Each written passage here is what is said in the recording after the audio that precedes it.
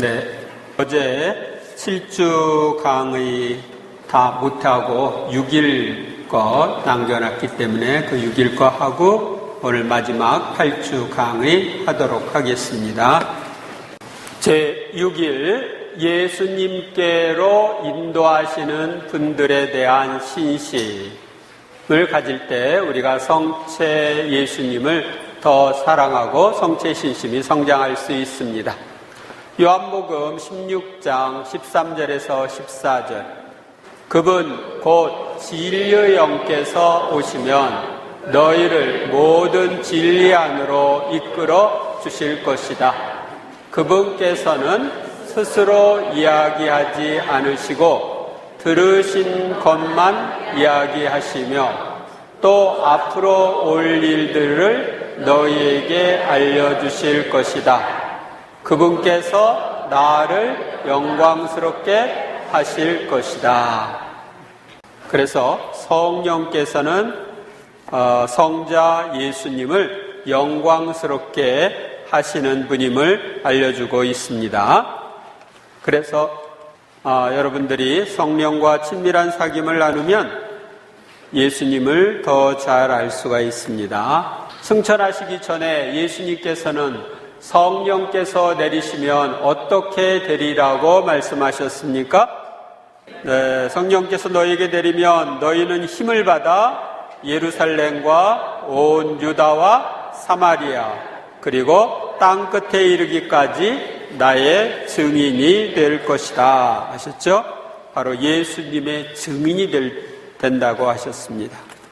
성모님의 전구로 이루어진 카나의 기적으로 인하여 누구의 영광이 드러났고 제자들은 누구를 믿게 되었습니까? 예수님의 영광이 드러났고 제자들은 예수님을 믿게 되었죠.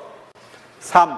하느님께서 당신의 맏아드님에 대하여 천사들에게 무슨 말씀을 하셨습니까?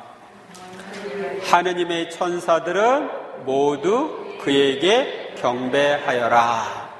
탈출기 23장 20절에서 21절, 보라 내가 너희 앞에 천사를 보내어 길에서 너희를 지키고 내가 마련한 곳으로 너희를 데려가게 하겠다. 너희는 그 앞에서 조심하고 그의 말을 들어라. 성체 신심을 성장시키는 데는 우리를 성체 안의 예수님께로 인도하시는 성령님, 성모님, 천사, 성인들에 대한 신심도 중요합니다. 첫째, 성체 안의 예수님께로 우리를 인도하시는 분은 성령이십니다. 성령께서는 예수님을 증거하기 위하여 세상에 파견되신 분이십니다. 성령께서는 예수님의 말씀을 잘 깨닫도록 도와주시고 예수님을 증거할 수 있는 힘을 우리에게 주십니다. 성령은 하느님의 영이신 동시에 그리스도의 영이십니다. 성령으로 잉태되어 사람이 되신 예수님은 오늘날도 성령의 도움으로 빵과 포도주의 형상 안에 하십니다. 성령의 힘으로 이 예물을 거룩하게 하시며 예수님의 빵과 포도주가 예수님의 살박시가 해달라고 기도하죠. 성령의 힘으로 거기에 손을 넣습니다. 그래서 오늘날 빵과 포도주가 예수님의 살박으로 바뀌는 것은 성령의 힘으로 이 지상에 오실 때도 성령의 힘으로 임재하시고 지금도 빵과 포도주 안에 내리는 것도 성령의 힘으로 그렇게 되십니다. 그러므로 성령께 대한 신심을 갖고 성령과 일치된 생활을 하고자 하는 이들은 자연히 성체 안에 예수님께로 나아가고 예수님을 증거합니다. 따라서 성령 신심과 성체 신심은 서로 떨어질 수 없는 관계에 있습니다. 여기서 조금 설명을 하면은요, 여러분들이 성령 세미나를 받고 성체 예수님 성령 세미나를 받고 난 다음에 미사 가운데 정말 예수님이 살아계시네?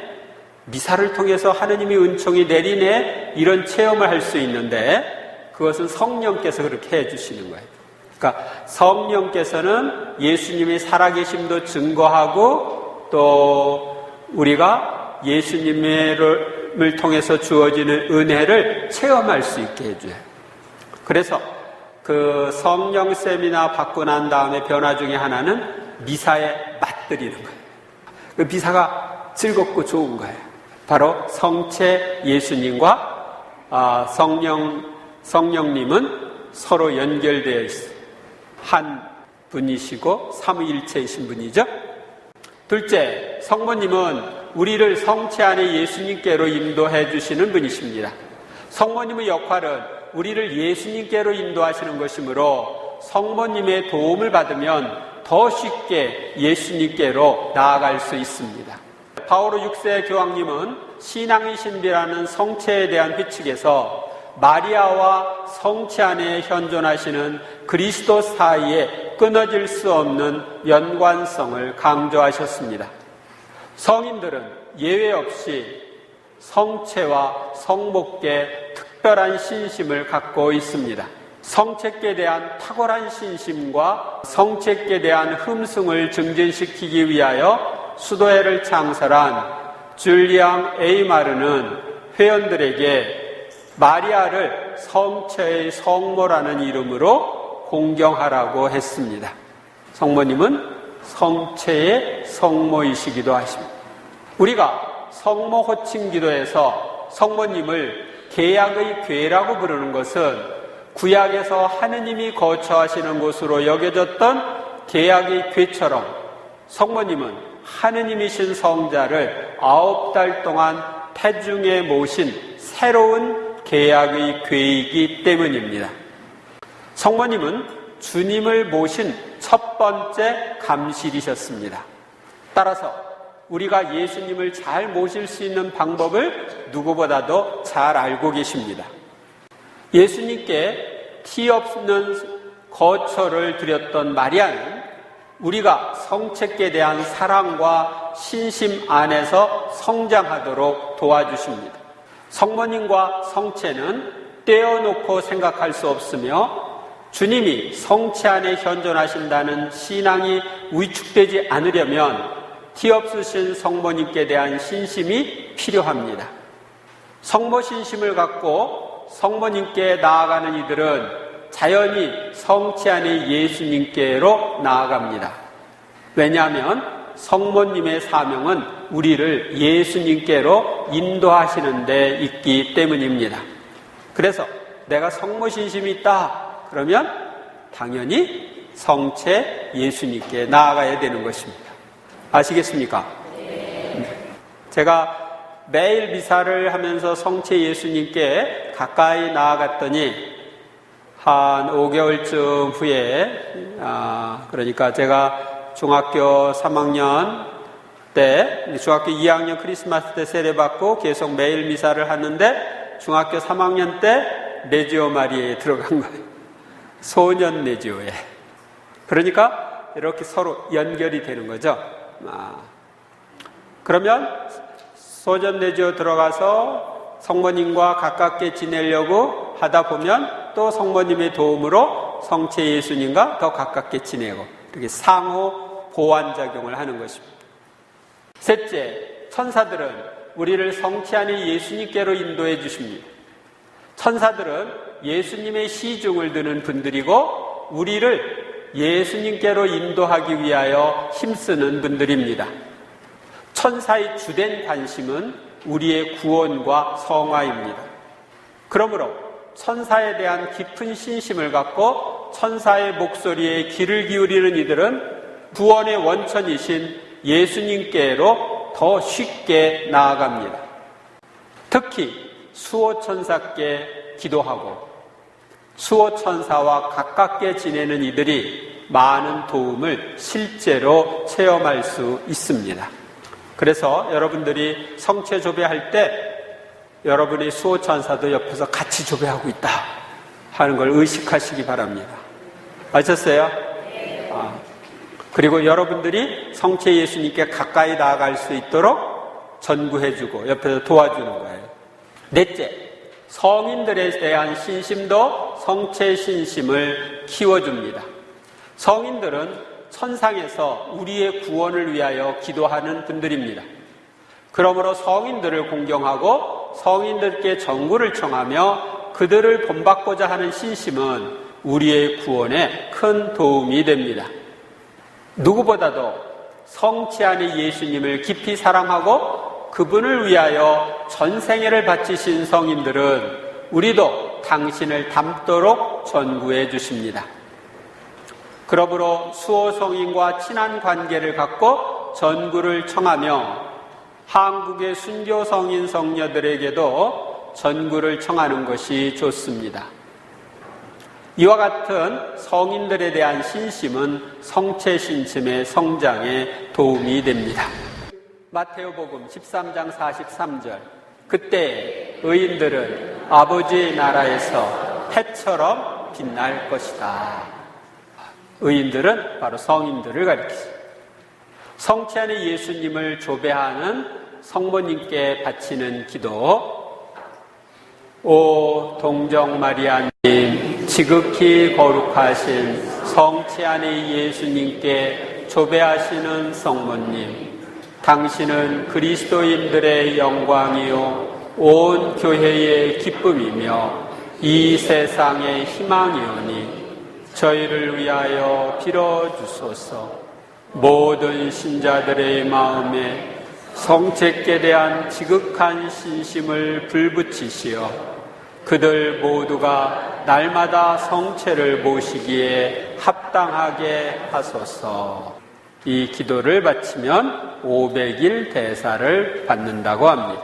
성체 안의 예수님께 조배하시는 성모님, 저희를 위하여 빌어주소서.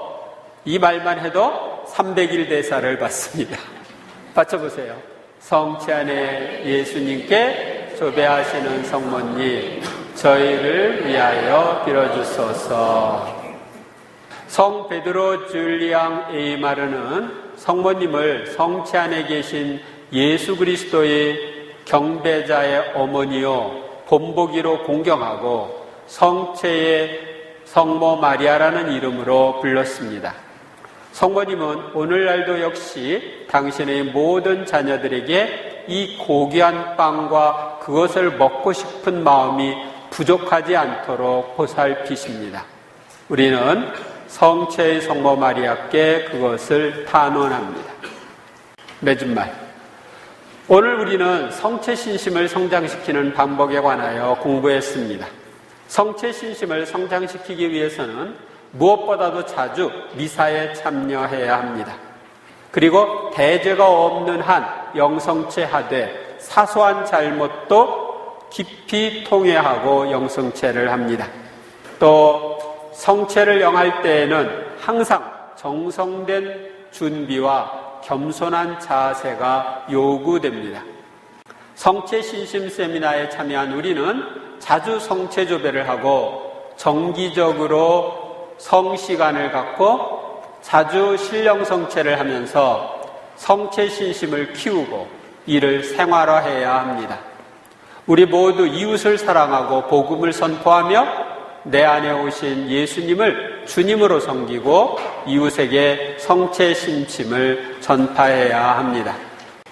복음서를 자주 읽고 묵상하며 기도함은 물론이고 서로 체험을 나누고 성체께 대한 영적 서적을 읽으며 예수님의 성혈과 십자가에 관한 신심과 예수님의 성심과 성령에 대한 신심을 키웁니다.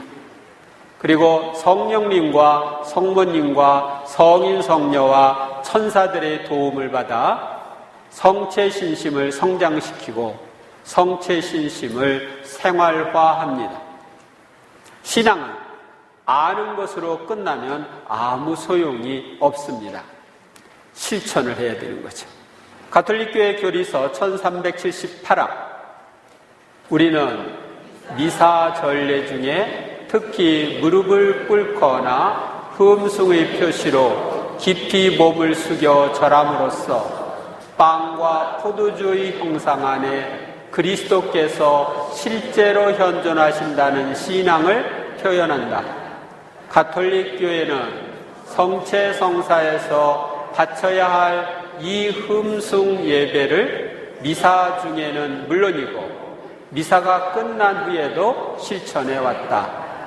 교회는 오늘날에도 여전히 축성된 제병을 아주 신중하게 보존하고 장엄한 흠숭을 위하여 신자들에게 현시하며 또 백성들의 기쁨에 찬 행렬 중에 함께 모심으로써 이 흠숭 예배를 실천한다. 성모님께 드리는 기도문.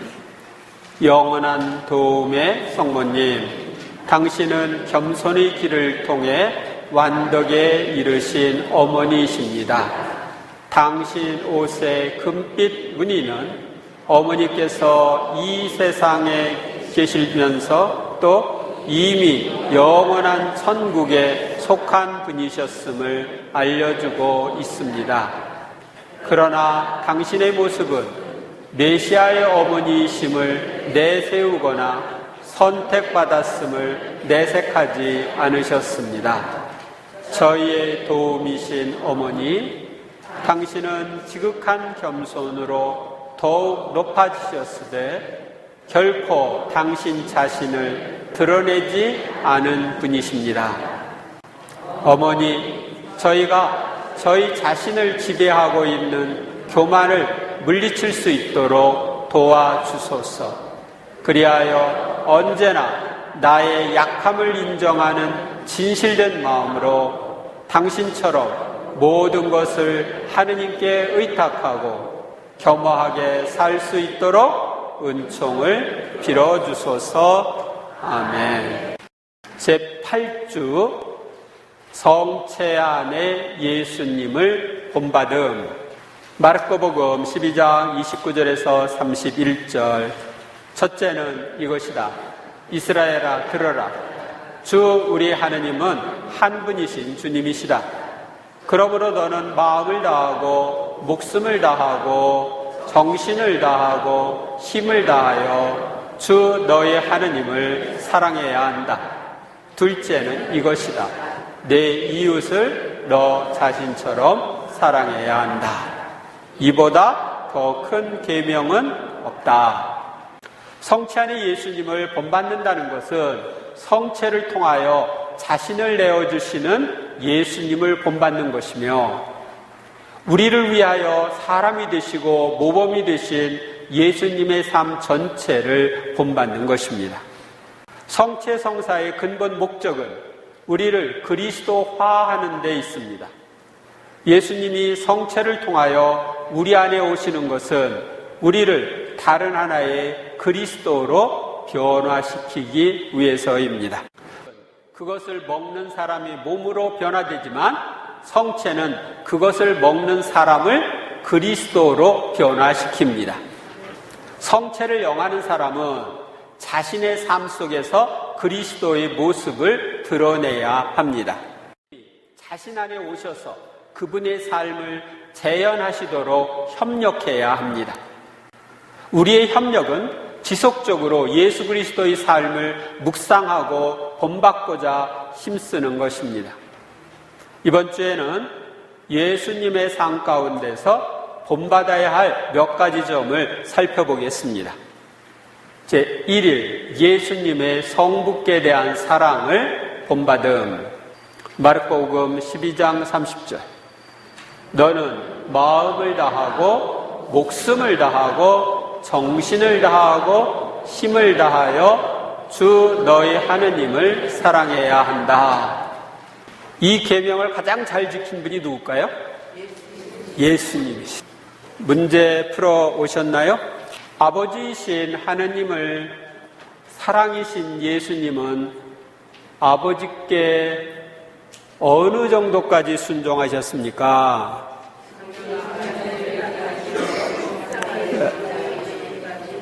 십자가의 죽음에 이르기까지 순종하셨죠? 어떤 일하야 하늘나라에 들어갈 수 있습니까? 하늘에 계신 내 아버지의 뜻을 실천하는 일하야 들어간다 하셨죠? 예수님은 성부께 기도하실 때 어떻게 기도와 탄원을 올리셨습니까?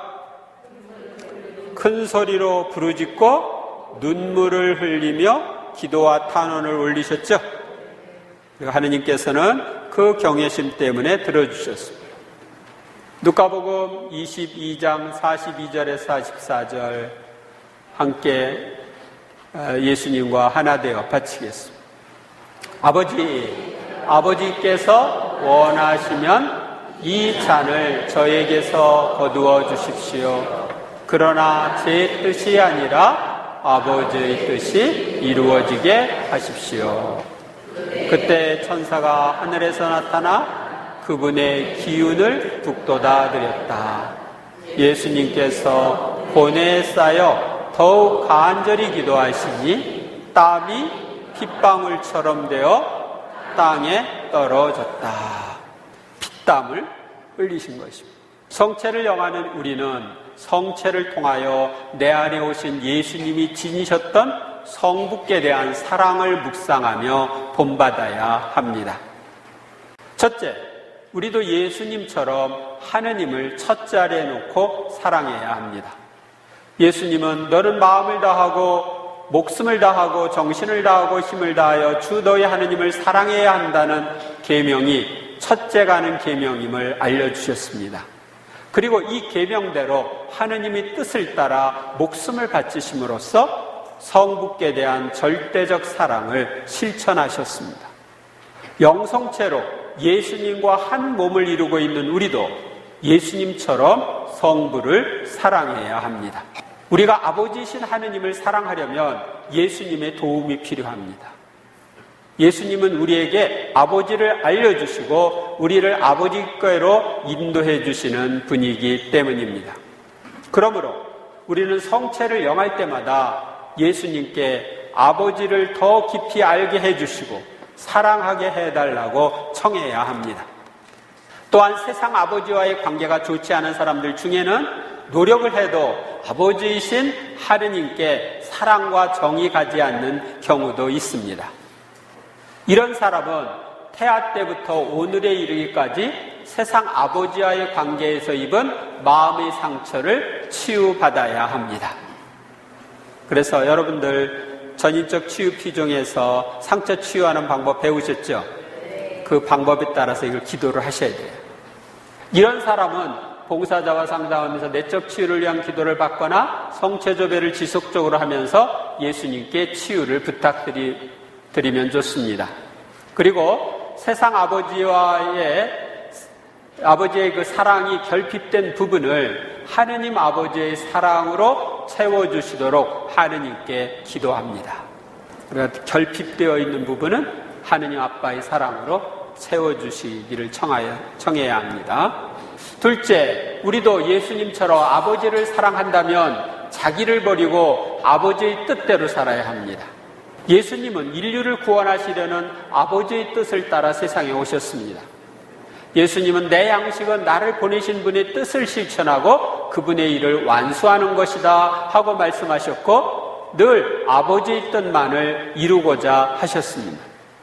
그리고 순환 전날 저녁에는 극심한 고통 중에도 제 뜻이 아니라 아버지의 뜻이 이루어지게 하십시오 하고 기도하신 후 아버지의 뜻대로 제물이 되셨습니다.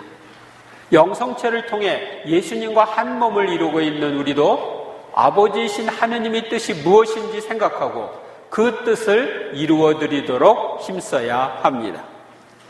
아버지의 뜻을 따르려면 예수님처럼 자기의 뜻을 버려야 합니다. 그리고 개인적으로나 단체적으로 무엇을 결정하기 전에 하느님의 뜻을 분별하도록 힘써야 합니다. 셋째, 우리도 예수님처럼 아버지를 사랑하고 아버지 뜻대로 살려면 아버지와 친밀한 사귐을 나누어야 합니다. 예수님은 아버지와 친밀한 사귐을 나누기 위하여 전도 여행을 할 때에도 먼 동이 트기 전에 일어나 외딴 곳에 가셔서 기도하셨습니다. 또한 수많은 사람들이 모여들어 매우 바쁘실 때에도 때때로 한적한 곳으로 가셔서 기도하셨습니다. 그리고 제자들의 선택과 같은 중요한 일을 결정할 때에는 밤을 새우시면서 기도하셨고, 순환을 준비할 때에는 피땀이 흐를 정도로 처절하게 기도하셨습니다. 예수님은 이러한 기도 생활을 통하여 아버지와 더욱 사랑의 일치를 이루시고 아버지의 뜻을 식별하셨으며 아버지의 뜻대로 살 수 있는 힘을 얻으셨습니다. 예수님의 몸인 우리도 아버지와의 만남 시간을 첫 자리에 놓고 살아야 합니다. 그러면 아버지께서는 우리 안에 당신께 대한 사랑을 싹트게 하시고 아버지의 뜻이 무엇인지를 깨닫게 해주시고 아버지의 뜻대로 살 수 있는 힘을 줄 것입니다. 아울러 자주 미사에 참여하여 영성체하고 성체조배를 한다면 성부를 사랑하신 예수님을 닮고 그분과 더 깊이 일치하는 데 도움이 될 것입니다. 성체 예수님과 함께 성체 안에 현존하시는 하느님 아빠, 아버지를 생각하시죠. 그래서 아빠, 아버지께 이해를 표하고 아빠, 아버지가 대화를 할 수가 있습니다. 아셨어요? 네. 예수님께서 나를 보고서는 아버지를 볼 것이다 라고 말씀하셨죠. 네. 아버지와 나는 하나이다 하셨죠. 네. 삼위일체이신 하느님이요. 그래서 성체 예수님 앞에는 성체 예수님만 계신 것이 아니라 그 안에 하나님 아버지와 성령님도 함께 계신 거예요. 그래서 여러분들이 성체 조배할 때 꼭 예수님하고만 대화하는 거 아니고 하나님 아빠하고도 대화하고 성령님과도 대화를 할 수 있습니다.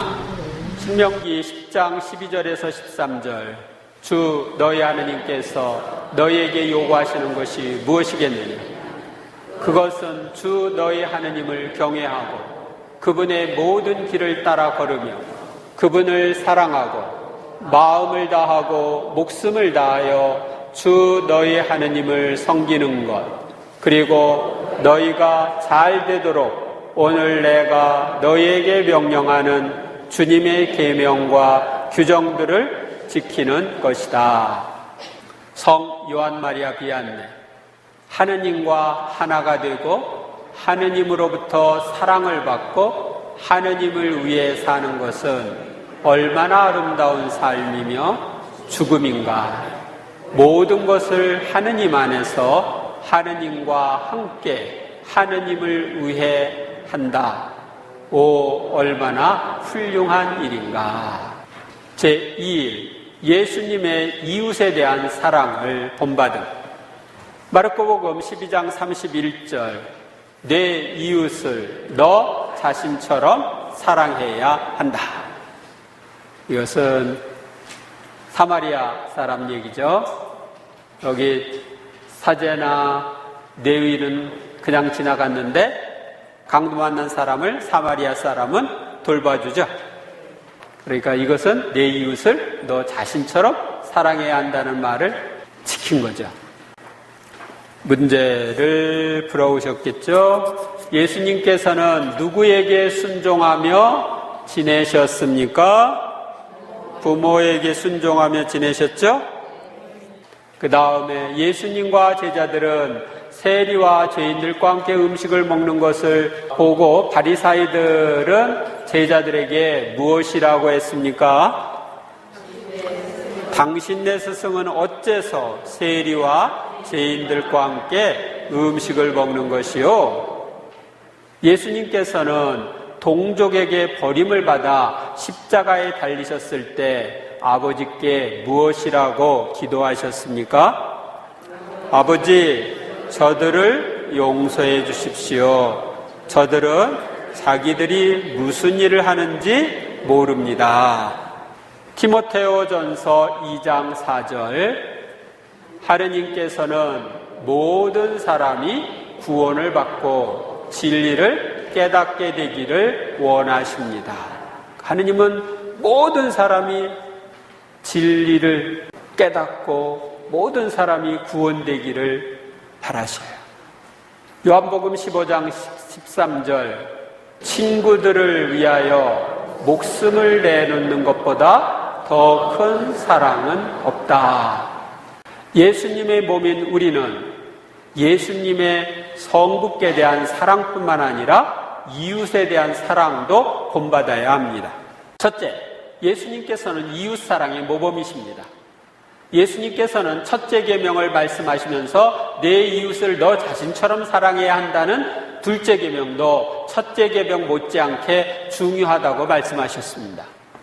첫째 계명을 완전하게 실천하신 예수님께서는 둘째 계명도 완전하게 실천하셨습니다. 최후의 만찬 때에 예수님께서는 제자들을 사랑하시어 발을 씻어주시기까지 하신 후 내가 너에게 한 것처럼 너희도 하라고 내가 본을 보여준 것이다 하고 말씀하셨습니다. 그리고 이어서 서로 사랑하라는 새 계명을 주시면서 내가 너희를 사랑한 것처럼 너희도 서로 사랑하여라 하고 말씀하셨습니다. 그 후 예수님께서는 친구들을 위하여 목숨을 내놓는 것보다 더 큰 사랑은 없다고 말씀하신 뒤 우리를 위하여 목숨을 바치심으로써 이웃 사랑을 완성하셨고 우리의 모범이 되셨습니다.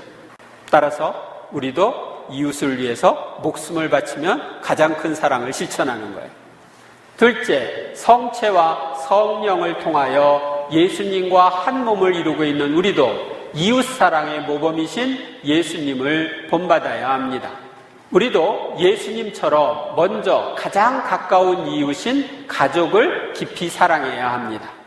예수님께서는 지상생활 33년 중에 30년을 가족과 함께 사시면서 마리아와 요셉에게 순종하셨습니다. 또한 목수일을 하시어 부모를 도우시며 부모에게 효도하라는 계명을 실천하셨습니다. 그리고 공생활을 위해서는 3년을 할애하셨습니다. 예수님의 이런 삶은 우리들도 먼저 가족을 사랑으로 섬기면서 봉사활동에 참여해야 함을 알려줍니다. 가족에 대한 의무를 소홀히 하면서 봉사활동에만 전념하거나 가족을 핑계 삼아 봉사활동을 전혀 하지 않는 것은 올바른 태도가 아닙니다. 가족에 대한 사랑과 이웃을 위한 봉사활동은 조화를 이루어야 합니다. 얼만큼 이루어야 되느냐? 예수님이 30년 동안 가족이랑 함께 살고 3년 동안 봉사하셨죠? 10분의 1. 10분의 1이죠?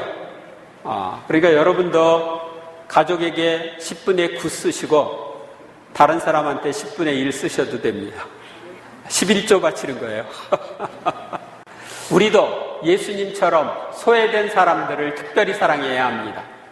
예수님께서는 그 당시에 다른 사람들에게 소외된 이웃인 세리, 죄인, 창녀, 병자, 불구자, 나병 환자 등에 대한 특별한 사랑을 가지고 계셨습니다.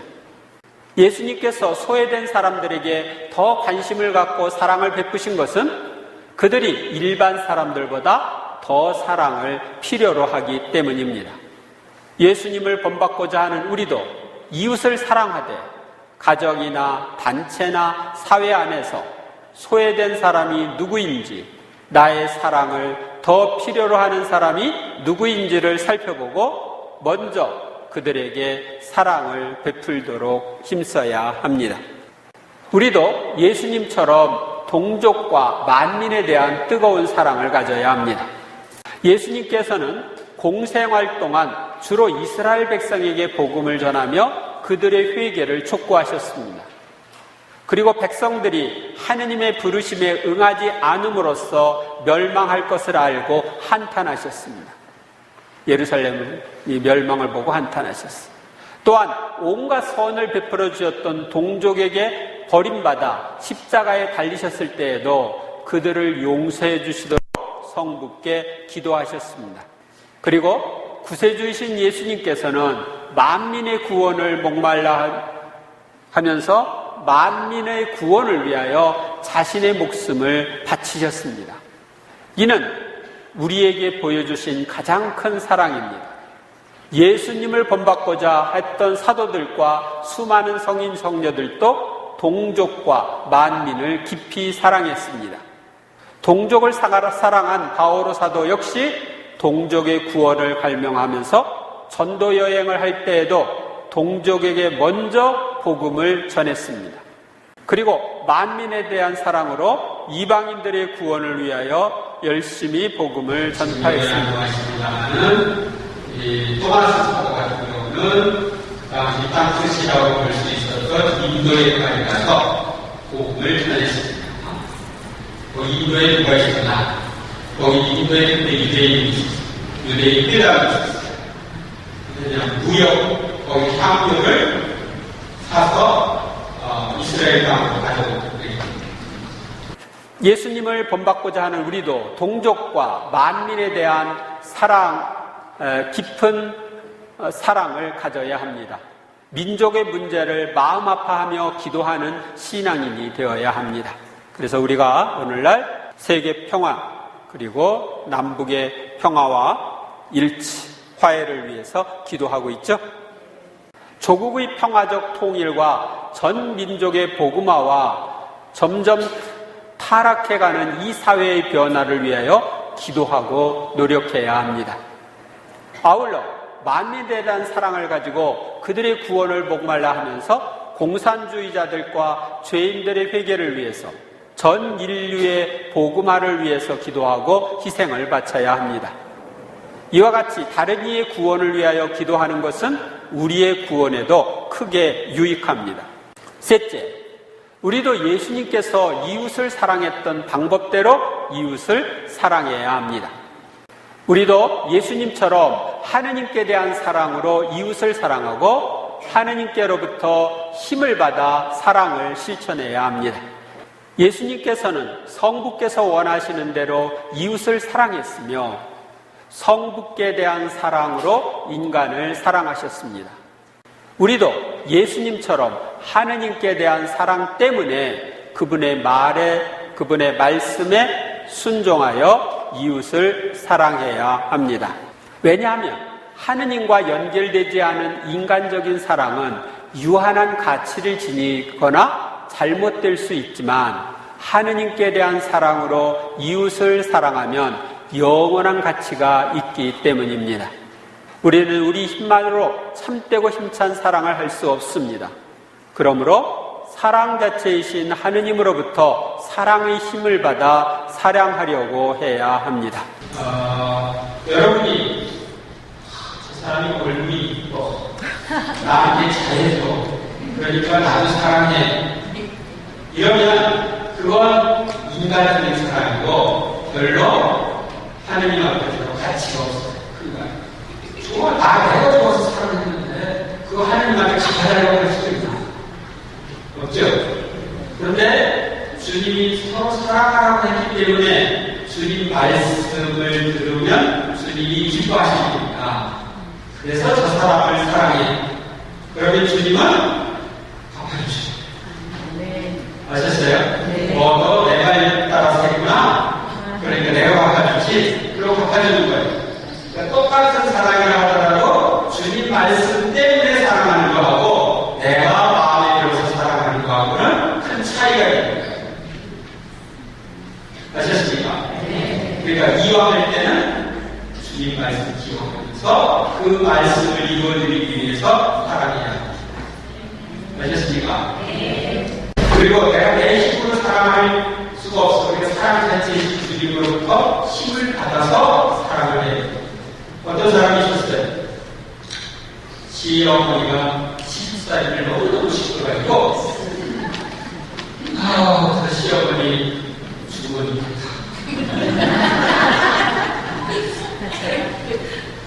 그랬는데 시어머니가 추해버렸어.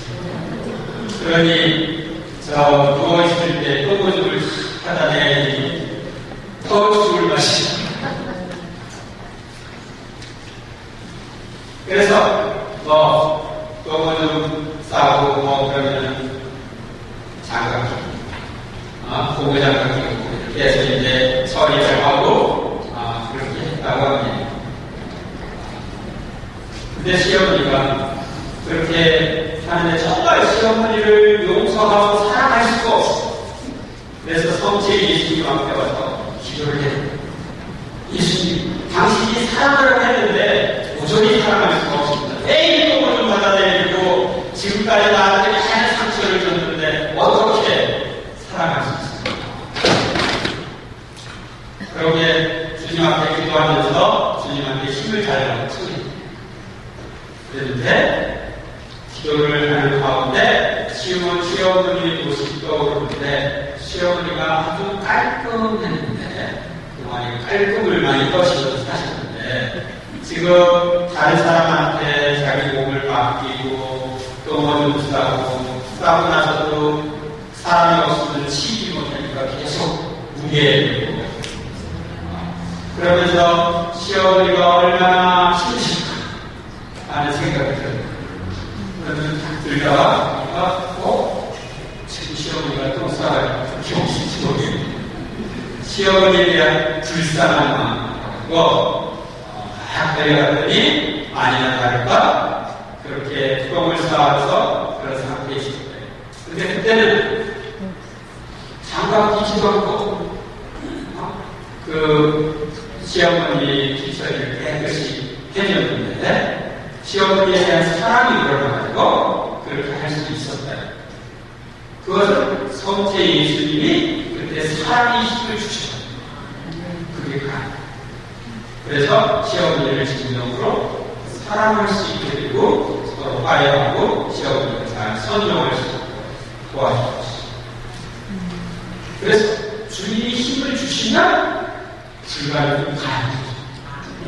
근데 우리가 상처가 많이 쌓여있을 때는 그 상처 때문에 억지로 하게 되는 거예요.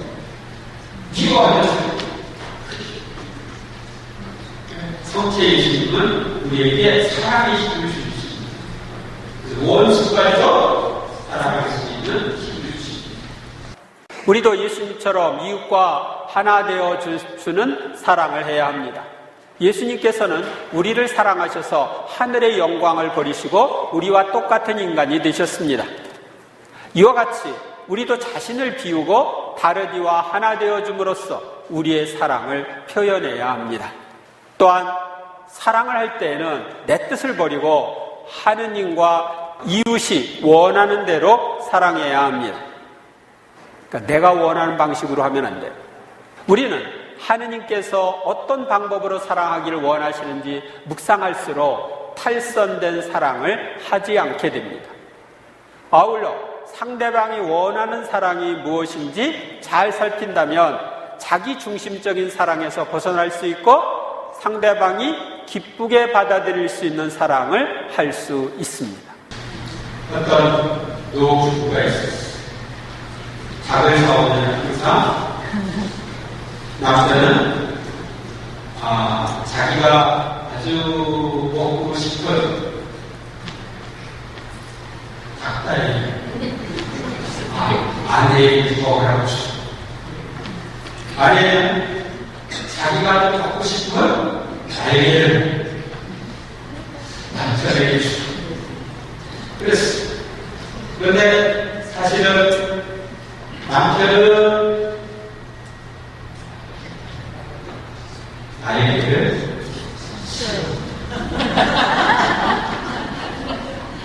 아내는 날개를 싫어합니다. 그런데 그냥 기색으로 먹고 있어요. 근데 속으로는 아니 내가 싫어하는 것만 계속 먹으라고 싫어하는 것만 계속 먹으라고 주니까 스트레스가 쌓여가지고 나중에는 너라고 쌓여요.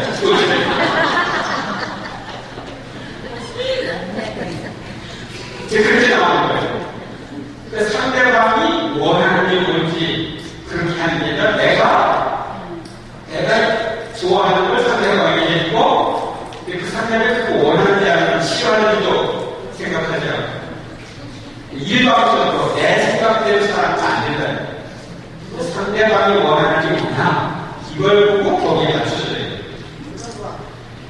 아셨어요? 그리고 원숙한 사랑을 이 표현을 위해서는 사랑의 기술을 습득해야 합니다.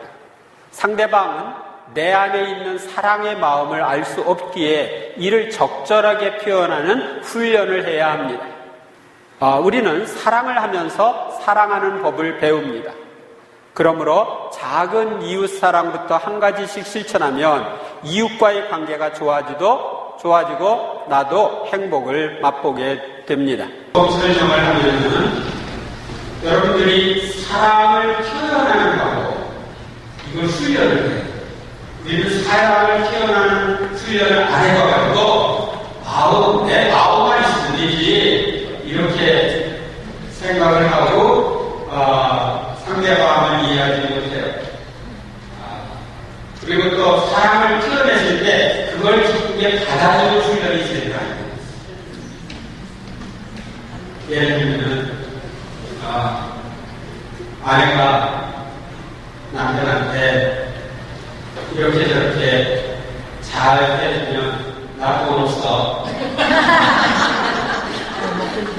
내 서비스를 잘하면 뭐 해줄까? 뭐 해달라고 요구할까봐 나 돈 없어.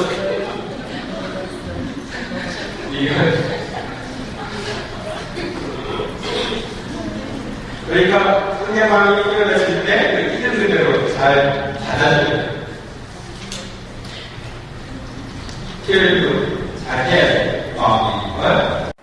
에페소서 5장 1절에서 2절 사랑받는 자녀답게 하느님을 본받는 사람이 되십시오.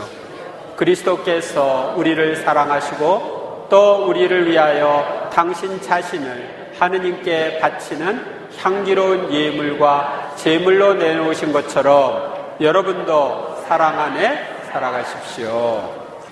성 프란치스코 살레시오의 말씀입니다. 영성체에서 너의 관심사는 하느님께 대한 사랑을 더욱 깊고 강하게 하고 영성체를 통해 하느님의 사랑을 더욱 누리는 것이어야 한다.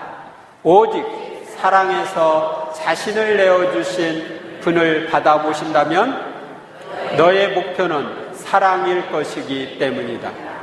우리의 영혼을 꿰뚫고 당신을 믿는 사람들과 몸과 마음으로 가장 친하게 일치하기 위해 자신을 부정하고 음식으로 낮추신 구세주의 사랑과 자비보다 더 큰 것을 생각할 수 있을까? 없죠. 음식의 위치까지 낮추신 그분의 사랑보다 더 큰 사랑을 생각할 수 없죠. 제3일 예수님의 생활 자세를 본받음. 마태복음 19장 21절 내가 완전한 사람이 되거든 가서 너의 재산을 팔아 가난한 이들에게 주어라. 그러면 내가 하늘에서 보물을 차지하게 될 것이다. 그리고 와서 나를 따라라. 3일거 숙제를 해오셨나요? 네, 예수님께서는 어떤 사람이 행복하다고 가르치셨습니까? 마음이 가난한 사람은 행복하다고 하셨죠? 예수님께서는 어떤 사람이 하느님을 뵙게 될 것이라고 하셨습니까? 마음이 깨끗한 사람. 또 누구든지 예수님의 뒤를 따르려면 어떻게 해야 합니까? 자신을 버리고 제 십자가를 지고 예수님을 따라야 하죠.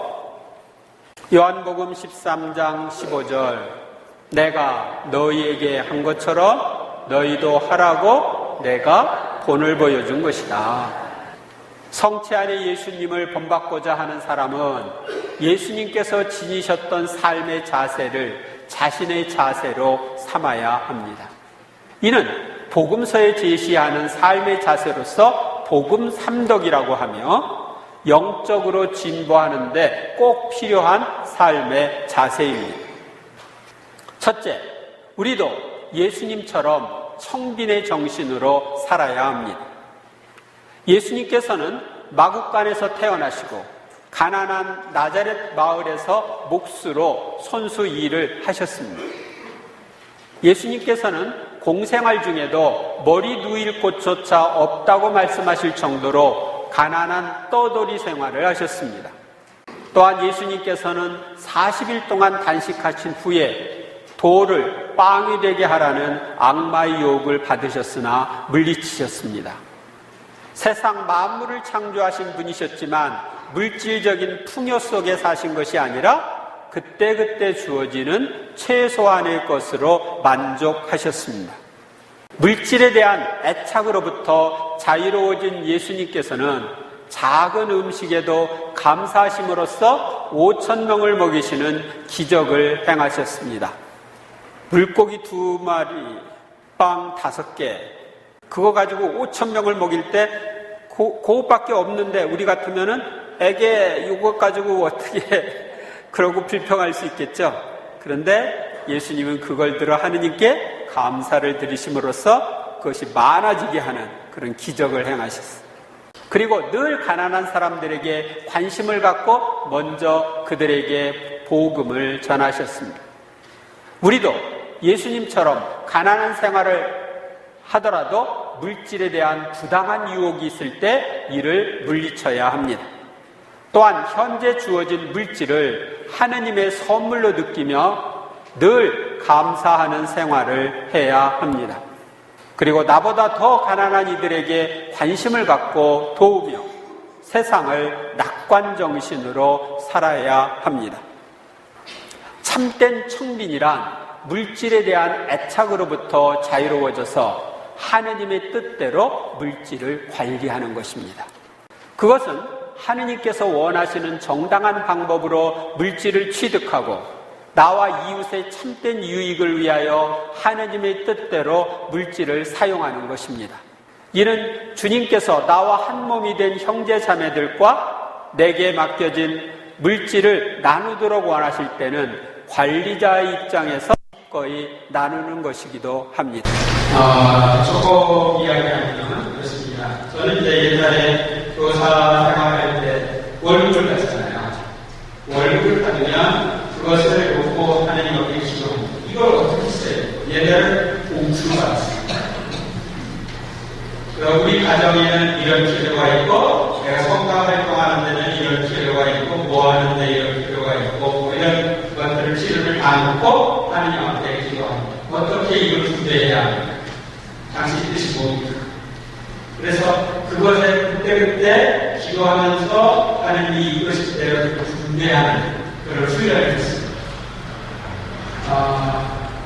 그렇게 관리자의 입장에서 이렇게 하니까 물질에 대한 애착이 없어요. 내 거라고 하면 애착이 있는데 하나님이 뭘 더 원하시나? 저 사람이 나보다 이것을 더 필요로 한다. 하나님 이걸 주기를 원하신다. 그럼 그냥 주는 거예요. 그렇게 이제 훈련을 하니까 나중에는 어떻게 되게 하세요? 나중에는 돈이 필요하고 예수님 돈 좀 주세요. 없어요. 그리고 예수님께 청하기도 합니다. 예수님께 필요한 것을 나중에는 청하는 계산서를 써서 올리면 그분이 좀 채워주십니다. 그래서 여러분들이 내가 가지고 있는 모든 건 그분 것이라고 생각하고 그분 뜻대로 물질을 관리하면 그분이 필요할 때로 채워주십니다. 그분 거니까. 둘째, 우리도 예수님처럼 일생을 순결하게 살아야 합니다. 원죄 없으신 어머니 태에 원죄 없이 잉태되어 나신 예수님은 일생을 죄 없이 순결하게 사셨습니다. 영육간의 모든 면에서 순결하신 예수님은 행복하여라 마음이 깨끗한 사람들 그들은 하느님을 볼 것이다 하고 말씀하셨습니다. 그리고 우리의 순결을 파괴하는 죄를 없애시기 위하여 죽으셨습니다. 순결의 참된 의미는 사람에 대한 애착으로부터 자유로워지는 것입니다. 예수님께서는 인류 구원을 위하여 공생활을 할 때에는 사랑하는 홀어머니 곁을 떠나야 했고 어머니의 고통을 알면서도 전 인류를 위하여 십자가에서 죽으셨습니다. 예수님을 본받고자 하는 우리도 죄를 지치 않도록 힘쓰므로써 영혼의 순결을 간직해야 합니다. 또한 세례성사를 통하여 원죄와 본죄를 용서해 주심에 감사하고 죄를 지으면 즉시 고해성사를 통하여 영혼의 순결을 되찾도록 해야 합니다. 그리고 하느님께서 맺어주신 사람들과 정당한 사랑을 나누되 어떤 사람에 대한 애착이나 소유욕에서 자유로워져야 합니다. 그래야 탈선하지 않고 공동체 안에 분열이나 파벌, 시기와 질투를 막을 수 있으며 사랑의 분위기를 만들 수 있습니다. 우리는 이웃을 내 사람으로 만들려고 할 것이 아니라 하느님의 사람으로 만들려고 힘써야 합니다. 아셨어요? 줄서기, 내 사람, 이러면은 이게 이제 문제가 생깁니다. 셋째, 예수님의 몸인 우리도 예수님처럼 순종하는 생활을 해야 합니다. 예수님은 하느님이시면서도 피조물인 부모에게 일생 동안 순종하며 사셨습니다. 하느님이 피조물에게 순종한 거예요. 또한 일생 동안 성부의 뜻에 순종하셨습니다. 그래서 겟세마니 동산에서 기도하실 때에도 제 뜻이 아니라 아버지의 뜻이 이루어지게 하십시오 하고 기도하셨습니다. 그리고 아버지의 뜻대로 인류 구원을 위하여 십자가에 달리셨습니다. 참된 순명이란 자신으로부터 자유로워져서 하느님의 뜻을 따르는 생활입니다. 이는 자신을 버리고 십자가를 지는 삶입니다. 순명은 자신을 버리는 것이기에 가장 좋은 고신극기입니다. 그리고 순명하는 마음이 있으면 하루 종일 주님과 함께 있을 수 있습니다. 예수님과 한 몸이 되어 예수님을 본받고자 하는 우리도 순종하는 삶을 살아야 합니다. 우리도 예수님처럼 부모에게 순종하고 주위 사람들과 사목자들을 통하여 드러나는 하느님의 뜻에 순종해야 합니다. 우리는 자기 생각이나 고집으로부터 자유로워져서 이웃의 의견을 받아들이고 이웃을 통하여 드러나는 하느님의 뜻을 살필 수 있어야 합니다. 그래야 하느님께서는 우리를 통하여 당신의 뜻을 이루실 수 있으십니다. 넷째, 우리가 예수님의 생활 자세를 본받으려면 청빈과 전경과 순명의 정신으로 살려면 인생의 목적이 무엇인지를 알고 바른 가치관을 가져야 합니다. 삶의 자세는 인생의 목적이 무엇인지를 분명히 알고 이를 추구할 때 드러납니다. 인생은 영원한 천상 행복을 향하여 나아가고 있으므로 우리는 거룩하고 순결한 것을 추구해야 합니다. 영원한 가치는 천상에 있고 지상은 이러한 천상 것을 준비하는 과정입니다. 세상적인 것은 순간적인 가치밖에 없으며 영원한 천상 가치와 연결될 때야만 영원한 가치가 있습니다. 삶의 자세는 그 사람의 가치관에 의해 좌우됩니다. 물질이 최고의 가치를 지닌 것처럼 생각하는 이들은 물질의 노예가 되기 쉽습니다. 우리는 물질이 물질로서의 가치, 즉 하느님이 부여하신 창조물로서의 가치밖에 없음을 생각해야 합니다. 왜냐하면 모든 가치는 성부의 창조 목적에서 나오기 때문입니다. 올바른 삶의 자세를 갖추려면 참된 가치를 재확인하는 작업이 필요합니다. 나의 가치관이 성경적이며 하느님의 뜻에 부합한지 살펴보고 참된 가치를 자주 기억하는 것이 좋습니다. 참된 희생의 가치, 말씀에 대한 순종의 가치는 영원합니다. 우리가 올바른 생의 목적과 가치관을 갖고 예수님이 복음서를 통하여 보여주신 청빈과 정결과 순명의 정신으로 살아가면 우리는 좀 더 쉽게 덕으로 나아갈 수 있고 예수님을 닮을 수 있습니다.